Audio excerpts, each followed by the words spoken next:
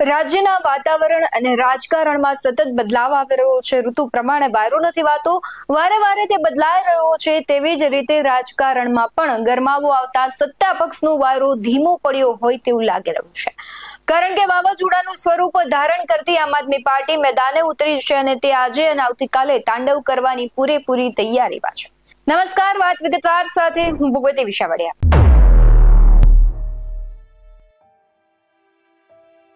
વિસાવદરની ચૂંટણી બાદ આમ આદમી પાર્ટીના અસ્તિત્વનું નવું સૂરજ ખીલ્યું છે અને આ સૂરજના કિરણો એટલા તેજ છે કે સત્તામાં બેસેલાને આક્રમકતા સાથે દજવી રહ્યા છે.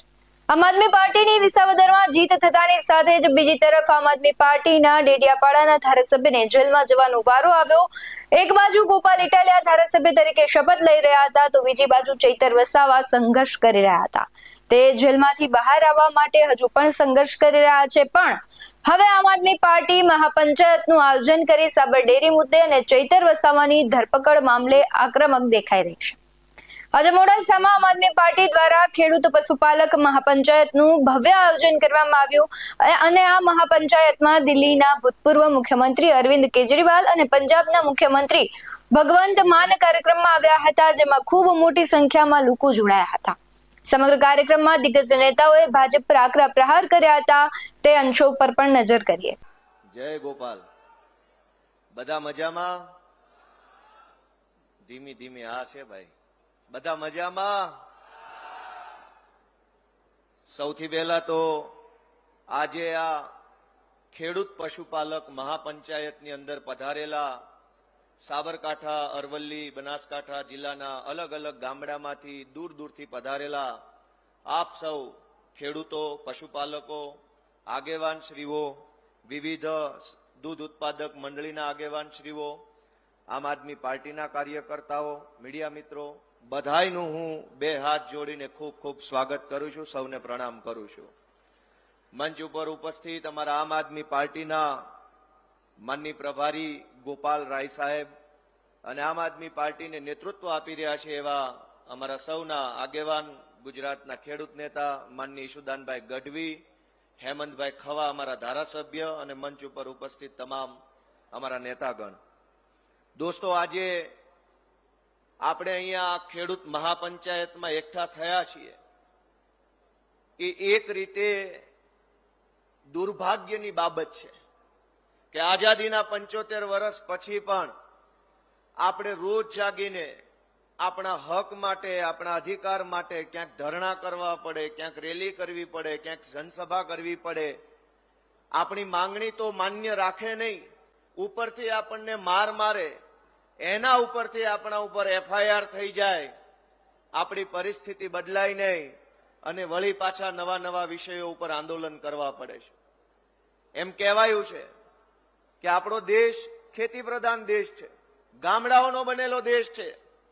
ગામડાના બનેલા દેશમાં, ખેતી પ્રધાન દેશમાં ખેડૂતોએ, ગામડાના માણસે રોજ જાગીને આંદોલન કરવા પડે, ધરણા કરવા પડે, પોતાની માંગણી માટે સડક ઉપર ઉતરવું પડે. એનાથી મોટો દુઃખનો અને દુર્ભાગ્યનો વિષય હોય શું? મિત્રો, આજે ખૂબ દુઃખ થઈ રહ્યું છે. હું જયારે આ ઘટના બની 14 તારીખે, મને સાંજે ફોન આવ્યો કે સુદાનભાઈ, 38 વર્ષ પહેલા ગુજરાતમાં બનેલી ઘટના ફરીથી પરિવર્તિત થઈ છે. મેં કીધું શું થયું? મને કે આપણા ખેડૂતો અને માલધારીઓ ઉપર લાઠીચાર્જ કરવામાં આવી છે, એને આંસુ ગેસના, ટીયર ગેસના આંસુ છોડવામાં આવ્યા છે અને એક ખેડૂતનું એમાં મોત થયું છે. મિત્રો, આજથી 37 વર્ષ પહેલાની હું તમને વાત યાદ કરાવીશ. આ લોકોને કેટલો અહંકાર છે એની હું વાત આપને યાદ કરાવીશ. આજે માલધારીનો દીકરો છું, ખેડૂતનો દીકરો છું, હું પણ ખેતી કરું છું, હું પણ મિત્રો ડેરીએ દૂધ દેવા મારે ત્યાંથી પણ જવાય છે. મને ખબર છે તમારા એક એક પીડાની વાતની મને ખબર છે. હું કોઈ મુખ્યમંત્રીનો દીકરો નથી અને હું થવા પણ નથી માંગતો. હું આપણા સામાન્ય જન્મમાંથી આવું છું, ખેડૂત પુત્ર છું. મને ઈ ખબર છે કે આપણે ખોળ કપાસિયાના ભાવ કેટલા છે.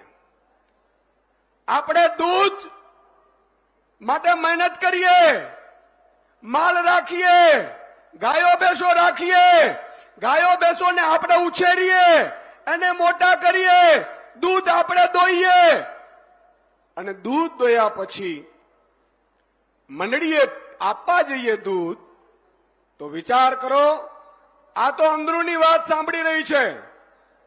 સાચું ખોટું તમને વધારે ખબર હશે.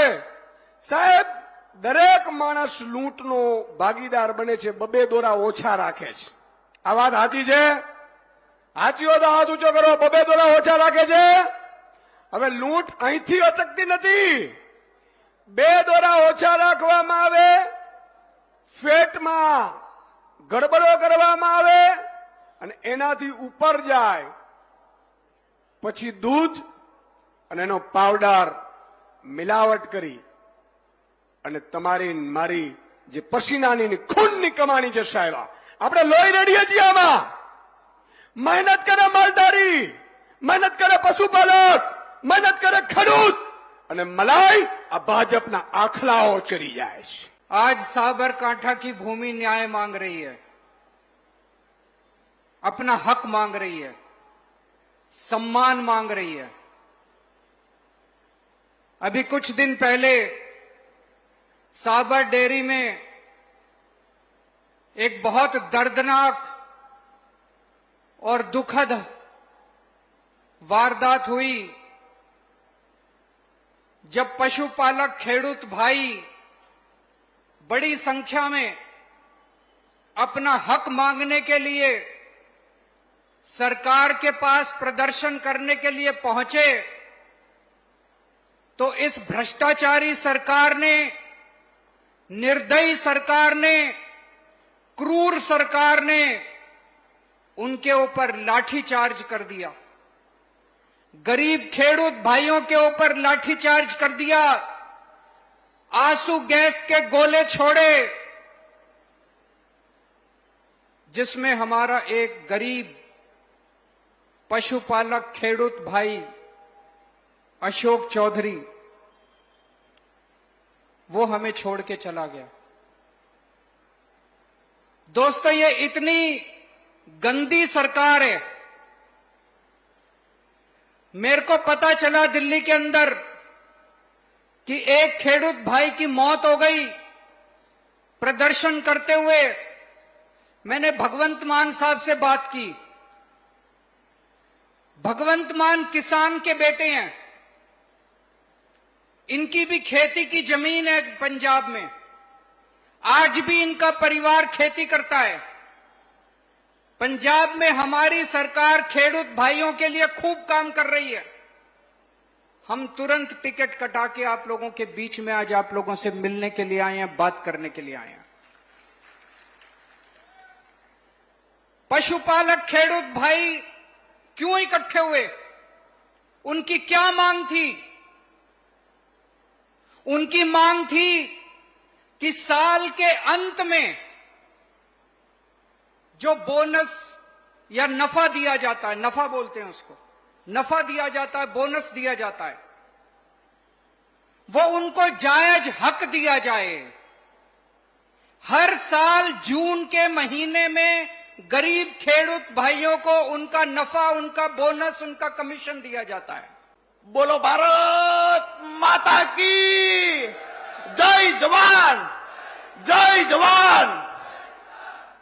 અત્રે મંચસ પર બિરાજમાન આપણા પ્રદેશ પ્રમુખ, ખેડૂતોના દીકરા, માલધારી સમાજમાંથી આવતા એવા ભાઈ શ્રી સુદાનભાઈ ગઢવી, સાથે જ યુવાઓ માટે આદર્શ અને હર હંમેશા તમામ સમાજના તમામ વર્ગના લોકો માટે જે લડ્યા છે ને વિસાવદરની જનતાએ જેને વિધાનસભામાં મોકલવાનું કામ કર્યું છે એવા ભાઈ શ્રી ગોપાલભાઈ ઇટાલિયા, સાથે જ પ્રદેશ મહામંત્રી સાગરભાઈ રબારી અને માલધારી સમાજમાંથી આવતા એવા વ્યક્તિ કે જેને ગાયો ભેંસોને નિરણ પણ કરી છે, પાણી પણ પાયું છે, ભેંસું દોય અને ડાયરેક્ટ કોઈને સમજાય કે ન સમજાય બીજા લોકોને, પણ મારા પશુપાલકોને સમજાય છે. સીધી શેડનું જેને દૂધ પીધું છે એવા હેમંતભાઈ ખવા સાથે જ અમારા મંચસ પર બિરાજમાન તમામ મહાનુભાવો જેઓ આપ સમક્ષ મારી આગળના વક્તાઓ જેઓના પરિચય ખૂબ સારી રીતે આપ્યા છે. વધારે સમય નથી તો વધારે કાંઈ અમે વિશેષ ચર્ચા નથી કરતો, પરંતુ તમામ મિત્રોને એક વિનંતી કરીશ કે બહારની જગ્યામાં ખૂબ મોટી સંખ્યામાં જે પશુપાલકો, સમર્થકો અને આજની ખેડૂત પશુપાલક મહાપંચાયતમાં ભાગ લેવા માટે જે મિત્રો પધાર્યા છે, આ પશુપાલકોની લડાઈમાં આવેલા તમામ મિત્રોનું હું રાજુ કરપડા નતમસ્તક વંદન સાથે હૃદયથી સ્વાગત કરું છું. સાથે જ બહાર જે મિત્રો મોટી સંખ્યામાં ઉભા છે એને વિનંતી કરું છું, પોતપોતાનું સ્થાન થોડી અગવડ પડશે પણ સાઈડમાં પોતપોતાની જગ્યા ગ્રહણ કરી લે. ટૂંક સમયની અંદર આપણી લડાઈમાં સહભાગી થવા માટે, પશુપાલકોની લડાઈમાં સહભાગી થવા માટે આપણા આમ આદમી પાર્ટીના રાષ્ટ્રીય સંયોજક માન્ય અરવિંદ કેજરીવાલજી, સરદાર ભગવંત માન સાહેબ ટૂંક સમયમાં ઉપસ્થિત થઈ રહ્યા છે. ત્યારે આપ સૌને વિનંતી કરીશ, થોડી અગવડતા પડશે પણ અહીંયા કાર્યક્રમ આપણો પોતાનો છે, અગવડતા થોડીક પડશે પણ જે લોકોએ દંડા માર્યા છે એને હિસાબ કરવાનો છે. અગવડતા થોડીક પડશે પણ પશુપાલકોના દૂધના એક એક ટીપાનો હિસાબ લેવા માટે ભેગા થયા છીએ. અગવડતા ભોગવવાની તૈયારી રાખજો. તમારા માટે લોહી રેડી દેવાની તૈયારી મંચસ પર બિરાજમાન એક એક વ્યક્તિની છે. કેજરીવાલે સરકાર પર આક્ષેપ કરતા કહ્યું કે આ અમીરોની સરકાર છે, અદાણીની સરકાર છે, અદાણીને બધા કોન્ટ્રાક્ટ આપે છે. આમ આદમી પાર્ટી ગરીબોની, ખેડૂતોની, શ્રમિકોની સરકાર છે. અમે તમારા સાથે છીએ અને તમારો હક અપાવવા માટે અમે આવ્યા છીએ. ત્યારે તેમણે સાબર ડેરી મુદ્દે પણ કહ્યું કે જો ખેડૂતો એમના હકની માંગ કરી રહ્યા હતા તો તેમની સાથે બેસીને વાત કરવી જોઈએ, નહીં કે લાઠી ચલાવી અને તેમનો અહંકાર બતાવવો જોઈએ. તેના તરફથી અશોક ચૌધરીને 1 કરોડ વળતર આપવામાં આવે તેવું પણ કહ્યું છે. અને સાબરકાંઠા અરવલ્લીના જે પશુપાલકો છે તે પોતાના હકની રજૂઆત કરવા ગયા ત્યારે ગરીબ પશુપાલકો પર લાઠી ચલાવીને ટીયર ગેસ છોડ્યા. ભગવંત માને પણ ભાજપ પર આકરા પ્રહારો કર્યા હતા. ભગવંત માને કહ્યું કે 30 વર્ષથી ભાજપ સરકાર છે, બધી જગ્યાએ લૂંટ ચલાવી રહી છે. અમે આપની સાથે છીએ અને અમારા જે કાગળ છે તે પૂરા થશે, અમારા કાર્યકરો પૂરા નહીં થાય. તથા જે ગોપાલ ઇટાલિયા છે તેમણે પણ કહ્યું, ઈસુદાન ગઢવી પણ અને રાજુ કરપડા સહિતના નેતાઓ છે તેમણે સભા ગજવી હતી. ત્યારે સૌથી મહત્વનો દિવસ આવતીકાલનો રહેશે, કારણ કે આમ આદમી પાર્ટી જે ચૈતર વસાવાની લડાઈમાં સહભાગી થવાની છે. આવતીકાલનો દિવસ માત્ર આમ આદમી પાર્ટી માટે નહીં પણ રાજ્યના રાજકારણ માટે પણ એટલું જ મહત્વનું રહેશે. રેલી, આંદોલન અને સતત વિવાદો વચ્ચે આમ આદમી પાર્ટી અને આદિવાસીઓના મસીહા ચૈતર વસાવાને આમ આદમી પાર્ટીનું અવલણ કેવું સકારાત્મક સાબિત થશે તે ખૂબ મહત્વનું રહેશે. આમ આદમી પાર્ટીનું વધતું વર્ચસ્વ ભાજપ અને કોંગ્રેસ માટે ક્યાંક નુકસાનકારક હોય તેવું દેખાઈ રહ્યું છે, પણ એ બંનેને કઈ રીતે અસર કરે છે હવે તેની વાત કરવી છે. કારણ કે 2027ની ચૂંટણીને આમ આદમી પાર્ટી ટાર્ગેટ કરીને અત્યારથી જ કામે વળગી ગઈ છે. ખેડૂતોના મુદ્દાને લઈને આમ આદમી પાર્ટી લડી રહી છે. અત્યાર સુધી ભાજપ સરકાર છે તેના કાર્યક્રમમાં જે ભાવ વધારો થયો, ભ્રષ્ટાચાર અને ભય વધ્યો છે તેને મુખ્ય મુદ્દાઓ આમ આદમી પાર્ટી બનાવી રહી છે તેવું એક તારણ છે. જ્યારે કોંગ્રેસે બદલાવ લાવ્યો પણ સૌથી જૂની પાર્ટી કોંગ્રેસનું પલ્લું આમ આદમી પાર્ટીની સરખામણીએ ઢીલું પડતું હોય તેવું લાગી રહ્યું છે. પણ હવે આગામી 2027ની ચૂંટણીમાં ત્રણેય પાર્ટીઓએ અસ્તિત્વ બચાવવા મહેનત તો કરવી જ પડશે. તમને શું લાગી રહ્યું છે કમેન્ટ બોક્સમાં જરૂરથી જણાવજો. આવા જ બધું અહેવાલો સાથે ફરી મળતા રહીશું. તમે અમારી YouTube ચેનલને સબસ્ક્રાઇબ કરવાનું, અમને Facebook અને Instagram પર ફોલો કરવાનું ભૂલશો નહીં. બાકી અમને અપડેટ્સ મેળવવા માટે આપ જોતા રહો BS9 TV ન્યૂઝ. નમસ્કાર.